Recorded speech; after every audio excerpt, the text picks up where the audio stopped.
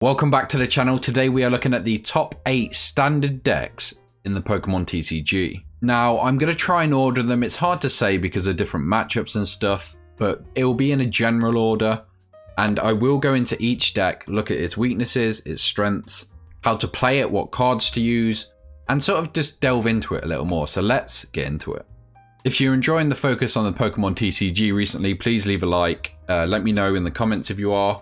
I am planning more Pokemon related stuff, so if you let me know if you enjoy it, always good. And this week's question for the video is your favorite standard deck. It doesn't have to be a powerful one. It could be a fun combination you've created. Let me know in the comments below which it is. Now, it's kind of a difficult choice to rank them or even pick the top 8. I think the top 6 are quite, I think everyone would agree on them. They'd be in everyone's lists. Number 7, I think, would be in most people's. And number 8 is really up to interpretation. I think there's like a core of 6 very good decks, which no one would say aren't in the top 8. We're going to take a look at them though. The other issue I found was there are a lot of variations. For example, there's Reshiram Charizard, but then there's Center Scorch, which sometimes, obviously, because they're both fire, run each other in their deck. So it's hard to put them into different versions, which is where the water gets a little muddy. So I've tried to do my best. I've tried to just bring one version of each deck, which does mean it's a little more streamlined. But you might not see Reshiram as one deck and then Center Scorch as another. For my number 8 deck, I had 3 options. So for me, it was between Spiritomb, it was between Mad Party, and maybe shockingly, it was between either Inteleon or Lapras. Now, everyone sort of forgot about Lapras. It's sort of gone from everyone's mind. But it is one of the few Pokemon, if powered up, can knock out a VMAX in one hit, which is something that shouldn't be ignored. I know you have to dump a ton of energy onto it, but you only need 2 knockouts to win a game. And like I say, most VMAXs and Vs in return can't return that kind of damage. I haven't gone for that. I haven't gone for Inteleon. To kick things off, we're starting with Mewtwo and Mew Tag Team. Now, basically, this Pokemon uses Pokemon from the bench or discard pile to make its attack. So there's a few different variations. We've got the Fire Welder variation, which is quite powerful at the minute. We've got the Special Energy variation, which lets it use a ton of different attacks and is personally one of my favorites. And then you've got the Lightning version, which uses stuff like Boltund and other things to set up. And then it can obviously use the attacks of the Pikachu and Zekrom and other stuff. So it's a little more of a combination deck. Now, you can see this list here. It's just got a ton of different Pokemon to use attack from. Galarian Zapdos is in there, even though it's not technically out yet. But obviously, it's going to be a super good card. So it's going to be splashed into these decks. Mewtwo and Mew will be rotating soon, unfortunately. So this is very short-lived if you're planning on playing this. We're coming out of lockdown now in the UK, so we've got the next, something like 3, 4, maybe 5 months of this. So if you do want to play it now. And obviously, there's just different variations on different attacks you can use. With rotation and it going away, a ton of GXs go away as well. So it's not really as usable anyway, because it doesn't even copy VMAX attacks. It is only EX and GX. So this is a very old card. But we're looking at it now. So let's take a look at some of the other stuff it runs. Like we say, there is the Welder version, which is quite powerful, which runs the regular fire stuff. It's got the Hearth, and then it runs the Aurora Energy, which is what I was talking about, where it can use a different type of attack. So it doesn't just have to be fire. It doesn't just have to be lightning. It can use a different variation, which is always good. Personally, my favorite is the Gengar and Mimikyu, and it's not on this list, but the Trevenant as well, because it's got some really powerful attacks, which controls the field. It slows your opponent down. Personally, my favorite variation and favorite attack to use for it. Now, this is just the first deck, so it was difficult to choose the last 2 or 3. I would say everybody else will agree on the other stuff, but these, you could switch this out. Oranguru Control, Snorlax, one of the Inteleon or Lapras water decks with Frostmoth. Mad Party is a super good deck which could replace this and probably will. I will update this video in a couple of months when Chilling Reign comes out, and then again after rotation in September. So I'll probably do a video in October, November once we've had a few tournaments and we can see how things change. So let me know of any improvements on the video you can think of, or anything you would like to see differently. Maybe some gameplay of the different decks. It would stretch the video out, but if it's something you guys want to see, I'm willing to do that. So let me know so we can improve this video as we go. Coming in at number 6 is the Denial deck of Decidueye. So basically, if you don't know what this does, it's got the Deep Forest camo ability, which says prevent all damage done to this Pokemon by attacks from your opponent's Pokemon V and Pokemon G Max. Which is, if you can get one of these set up, it is super frustrating to play against. There are ways to play around it, especially playing Dragapult. I can drop counters and stuff like that. You could turn it off for turns, like with like Phoebe and things, or different stadiums and things. There are ways around it, but it's very difficult to play against, especially if you've not got stuff set up to play against it. This card alone is one of the reasons people play so many non-VX attackers, just so they've got something to fight against this deck. It has recently taken a few tournaments or got high placings anyway in Japan. And I did look over sort of the tournament, watched a PTCG radio video. I'm sure most of you know who that is by now. And I do think it's a powerful deck. I do think Denial and Control and those kind of decks always have a place in Pokemon. And this is definitely one of my favorites. So here is an example of a deck. Basically the 4/4 of Decidueye Rowlet, the 2 Dartrix, which is kind of standard now.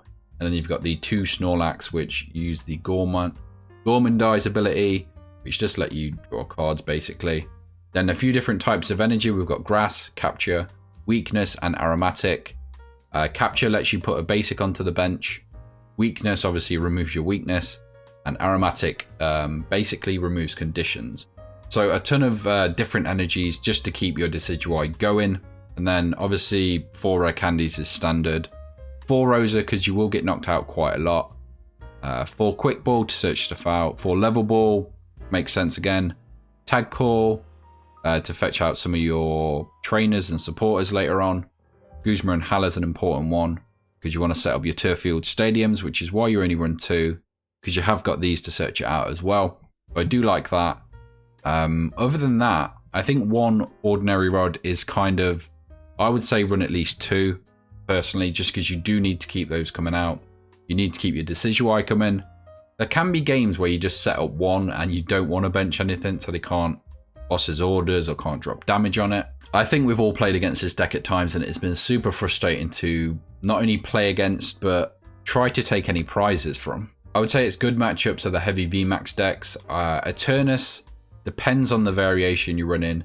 Most of them run Progunk and Slowbro now, so the poison is enough to take care of Decidueye, especially only running 1 Aromatic energy.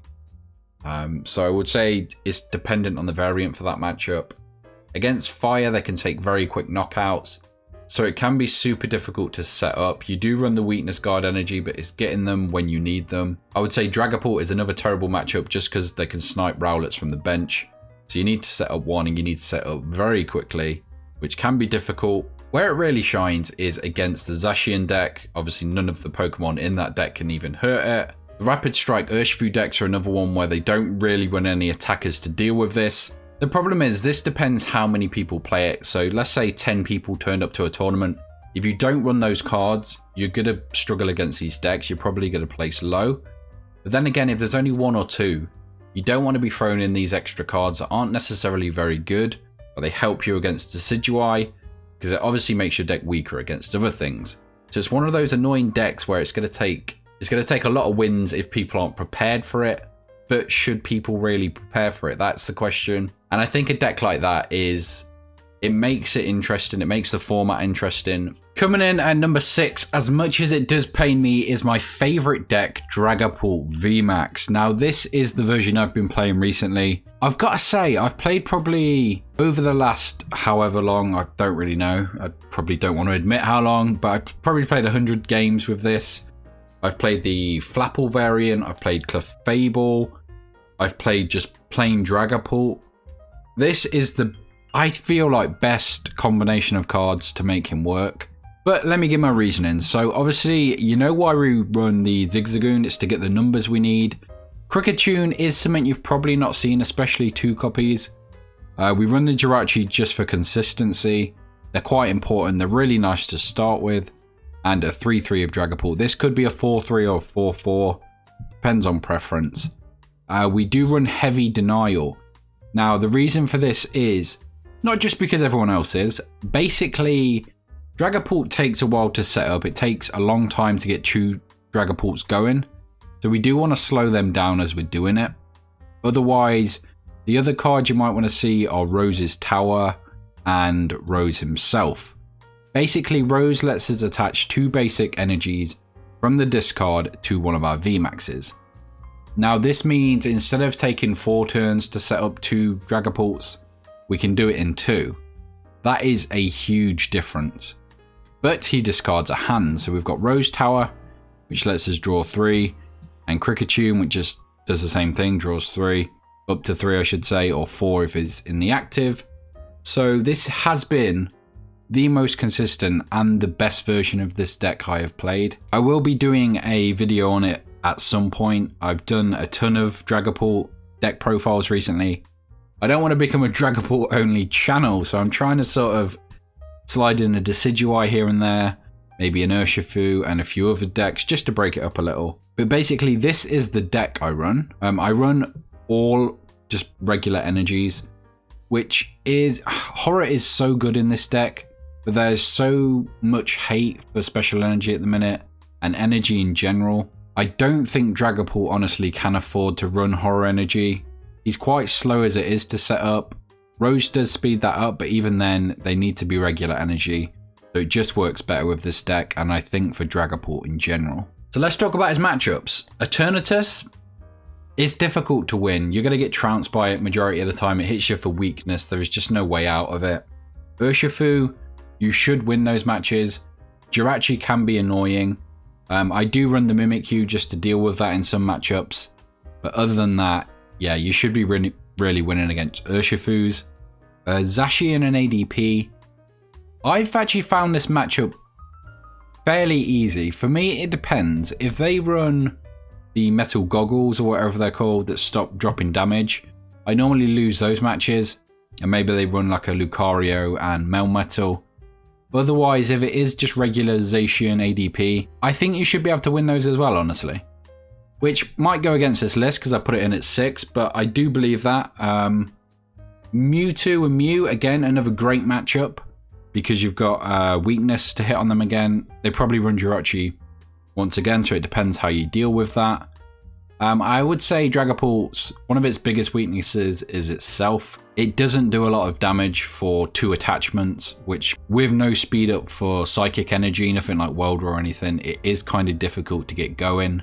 So if your opponent does take a knockout, you are in trouble. But with Shadow Rider Calyrex coming in Chilling Reign and some more Psychic support and stuff that kind of work with Dragapult, I do think it's possible we see a resurgence for him in the next set. So in a couple of months, we will retake a look at this and see how he's getting on.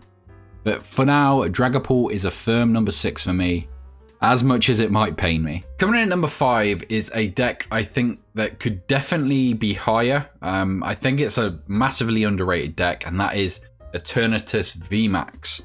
Now basically what it does, if you're not sure, it's got Eternal Zone, which lets you stretch out your bench, and then you've got Dread End, which does, this attack does 30 damage for each of your Darkness Pokemon in play. 8 on your bench, you're 1 in the active, so that's 9. 9 times 3 is 270, or 9 times 30 I should say is 270, so that's a ton of damage.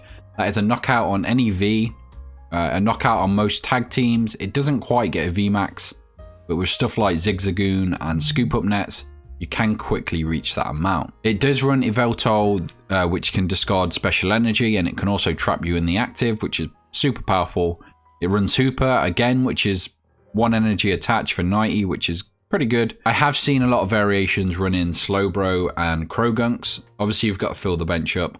So it's nice to have these different attackers, but they don't even need to attack, different ability users, so you can poison people, pile up that damage with 2 or 3 a turn.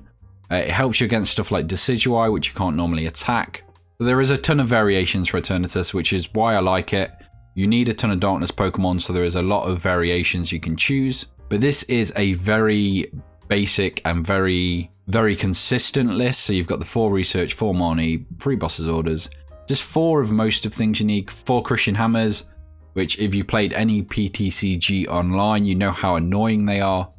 then you've got the reset and the power plant. It's just a super consistent deck, one that can hit hard and it hits very quickly. It's only 2 attachments. You can also power accelerate with Eternus before you do that to get set up.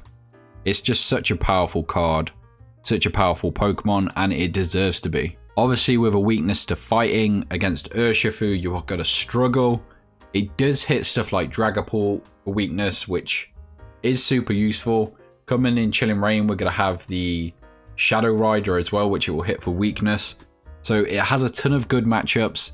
It has a couple of weak ones, especially with Galarian Zapdos come in, which I think is going to be a huge card.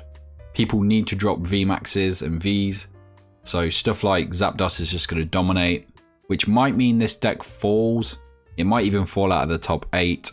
But it's sort of that rock, paper, scissors thing of if you play Eternatus, I play Zapdos. Zapdos is then weak to, I think it's Psychic, which means Dragapult and stuff come in. It's just, yeah, it depends.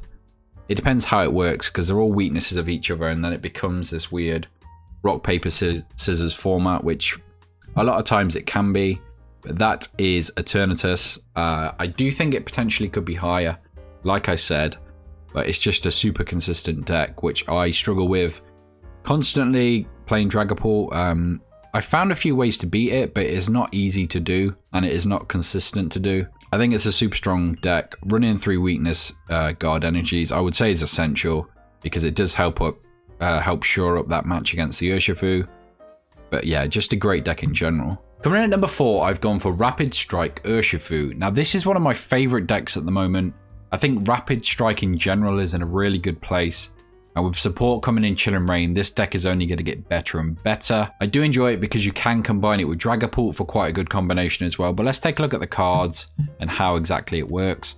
So the Rapid Strike Urshifu is obviously evolving into this guy. So it's a 3/3 line. He's got Gale Thrust, so when he comes into the active, he can do 150, which is always good, but he's also got a second attack, G-Max Rapid Flow, which discards all energy, but he can do 120 to 2 chosen Pokemon. So the way it's good with Dragapult is obviously dropping counters, bring him up, and you can probably take a couple of KOs. Really good combination, but he's a really good Pokemon in his own deck as well, where he can focus a little more on Rapid Strike. This deck in particular, played in the Players' Cup, focuses on Chinchino, which is a different variant, one which I haven't really seen. I'm a massive fan of the card itself, because I think you can play stuff that restricts Crobats and Dedenes if you have this card. Makes it a little more consistent for your deck whilst hurting others. So I do like the variation. Obviously runs a Zigzagoon for similar reasons as Dragapult, just to tidy those numbers up and take easy knockouts.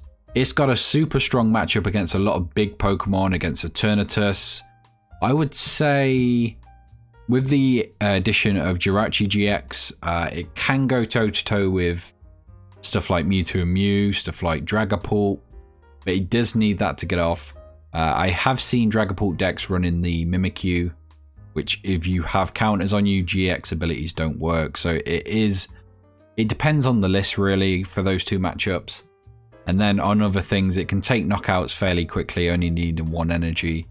It's just a super strong deck. Like I say, with Octillery, with the stadiums and energies, it's a super consistent deck, mainly focusing on Rapid Strike, like the energy. The only thing I would say with all the special energy hate in the game at the moment, Fan of Waves, Crushing Hammers, there's the Giratina that does similar. This deck is a little risky, and I do think that is what hurts it, and that's what keeps it in 4th place. Personally, if I'm going to play, I would say any deck, I try to keep special energy to a minimum. So I would say special energy needed for a deck always goes against you. Fan of Waves, 1 or 2 of in a deck is so easy to tech in. You don't necessarily need hammers. You can run Giratina and Scoop Up Nets. It's just, there's so many decks that can use that and have Scoop Up Nets ready in their strategy anyway. So it's just a really dangerous deck to play if you focus this heavily on special energy. They're my reasons for number 4. Coming in at number 3, I've gone for the Fire Toolbox. So basically, the main attackers in this are Victini V and Victini V Max, which has Max Victory, which does 220 against Pokemon V. Obviously, that counts for V Max as well. But then you've obviously got Mew and Mewtwo and Reshiram to hit different attacks. So obviously, If you're against an Urshifu, you're probably going to put this down and attack with this instead, just for weakness. You've got Cramorant, you've got Heatran, you've got a ton of different attackers which do different things. It's a super versatile deck, which I think is always important. This has a lot of answers for a lot of decks. It's going to wipe the floor with Zacian. It's going to wipe the floor with Urshifu. It's just such a consistent deck. And with things like Welder, it can get powered up so quickly. With stuff like Victini attaching 3 fire energy from your discard pile. It's unbelievable what this deck can do. Normally they would run a Volcanion as well. I think that's how it's similar like that anyway. You know what it does. It basically attaches more fire energy. So it's super consistent to get started. It's super quick to get going. And I think that's the biggest thing for this deck. It gets going so quickly that you need a quick deck to deal with it. I play Dragapult, which is more of a mid to late game range deck, and this just trounces me most times. It's got a ton of HP, 310. Its other attacker, 270. 270 on Mew and Mewtwo. It's just so difficult to deal with, because obviously they're not going to drop these against Dragapult. We hit for weakness, so they're just going to use their fire Pokemon, which, like I say, its versatility is its best point. Obviously against stuff like Lapras and Inteleon and other water type Pokemon, it gets trounced. But even then, it can use Mew and Mewtwo just to avoid that weakness. Heatran can come in and take knockouts very quickly. It gets to take all the energy.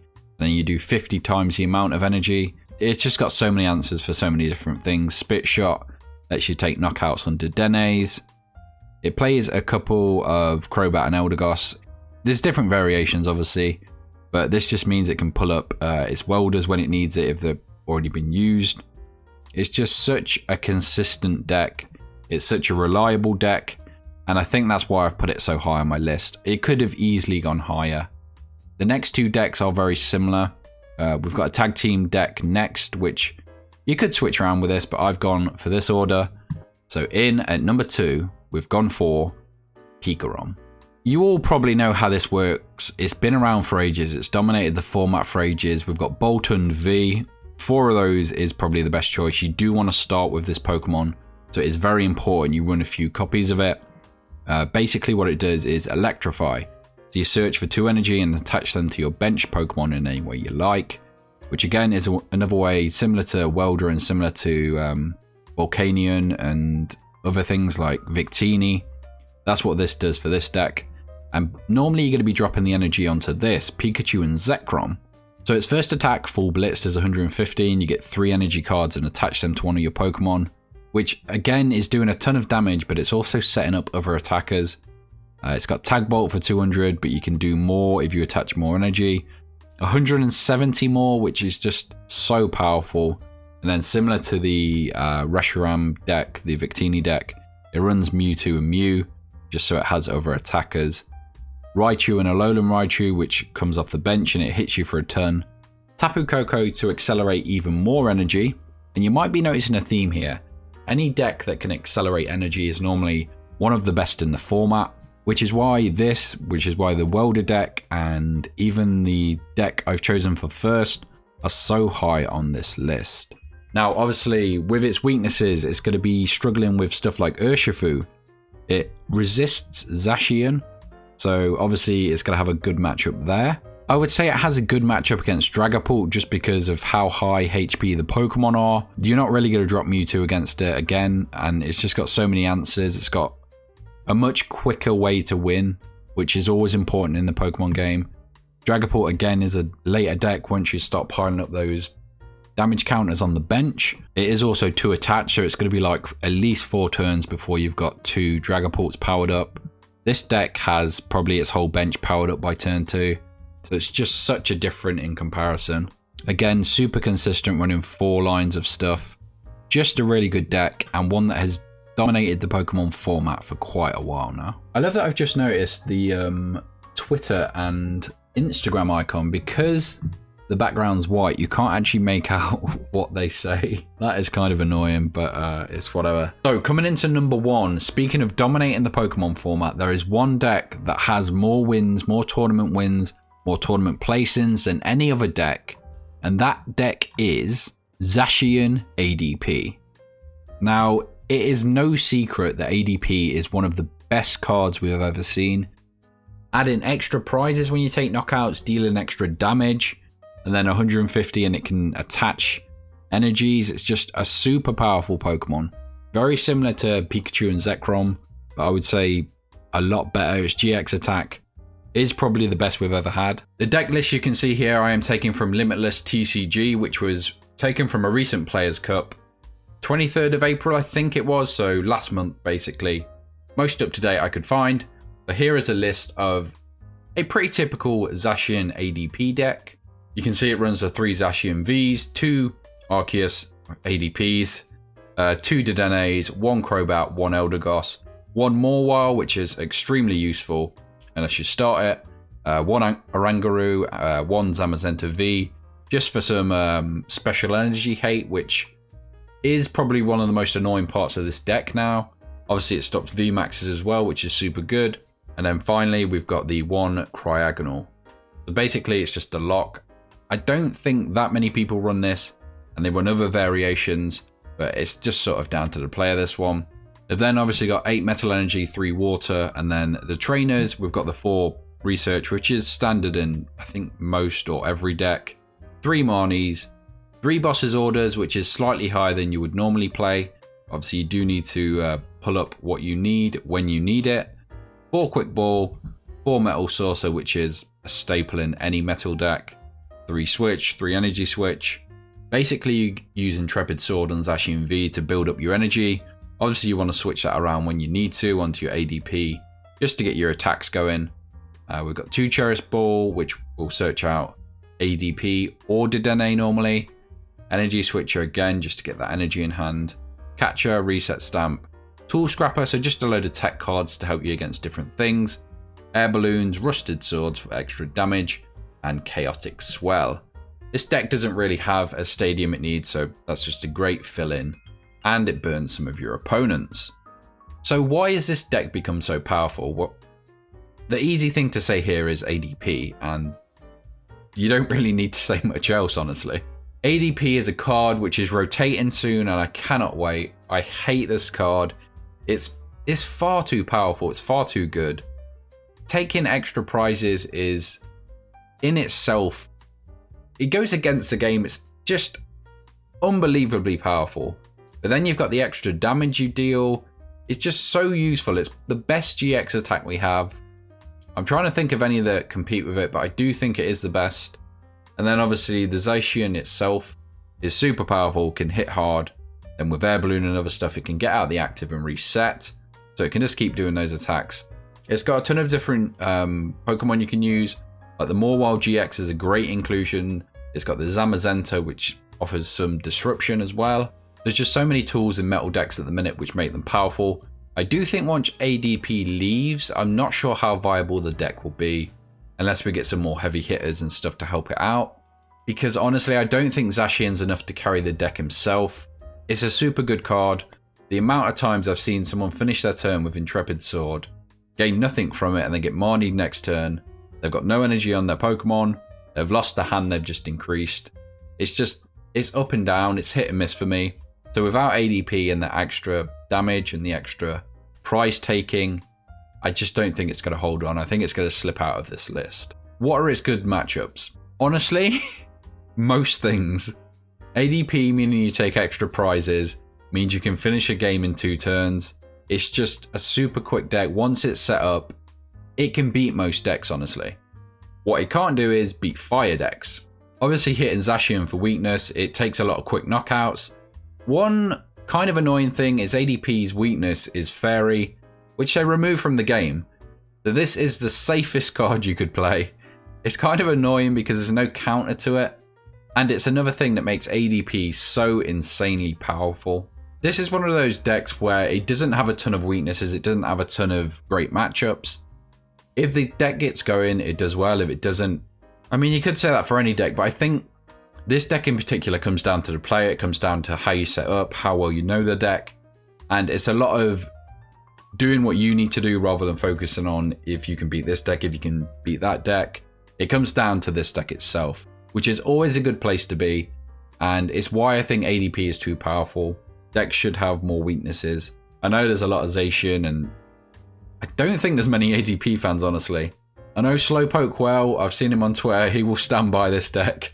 And I do admire it. People have their favourite cards, though. Like, I like a ton of annoying decks. I think Dragapult is quite annoying, honestly. It depends what kind of playstyle you like. I also used to love Seismitoad, so I don't know what that says about me. So that is my list of the top 8 decks in Standard. Like I say, I do want to do this, maybe not monthly, but every other month or every time there's a release, just to update it of what's coming out so people know you need these cards from this set. So these are the decks that are winning. If you want to try these decks, grab these cards. Basically just to aid new players coming into the game of what is good in the game, what to look out for. So like in this, we spoke about why ADP is so good, which might not necessarily be knowledge for a new player. So this is what this series is intended to do. Let me know if there's any way I can improve it, if there's anything else you want to see. But that is it for the first episode of our top 8 look. I will see you after Chilling Reign now, I think, and then again after rotation. Obviously there'll be tons of videos in between. I just mean for this in particular. So subscribe if you enjoyed it, leave a like, let me know your favorite deck in Standard in the comments below, and I will catch you in the next one.